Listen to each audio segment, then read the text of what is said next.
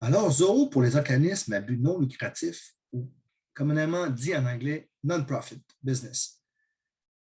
Je vais partager mon écran pour qu'on regarde un peu les grandes forces de Zoho à ce niveau-là. Évidemment, comme vous pouvez voir à l'écran, Zoho a plusieurs modules.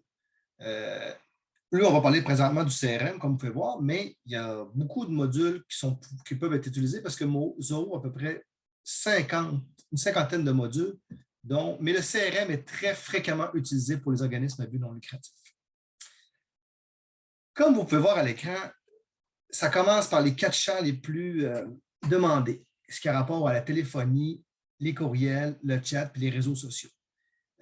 Est-ce que Zoho est utilisé beaucoup par les organismes à but non lucratif dans le monde? Énormément. Il y a au-dessus de 400 organismes à but non lucratif juste aux États-Unis, puis la Société américaine du cancer. Donc, il y a quand même des choses assez grosses qui sont des organismes très grands organismes qui gèrent toutes leurs opérations ou une partie de leurs opérations avec Zoho.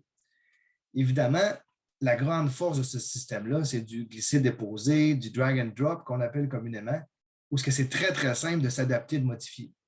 Et surtout dans les organismes à but non lucratif, on demande souvent des portails donateurs, des portails bénévoles, de pouvoir ramasser des sous avec ça.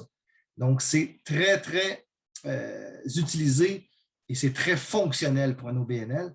Donc, je vous le propose, si c'est quelque chose que vous cherchez à améliorer, nous, on a travaillé avec plusieurs OBNL là, chez BSP, mais c'est vraiment, ça rend service. Souvent, on arrive dans des endroits où c'est plus des Excel, du papier, etc. C'est vraiment un système fait pour ça. Alors, je vous suggère fortement de la regarder ça.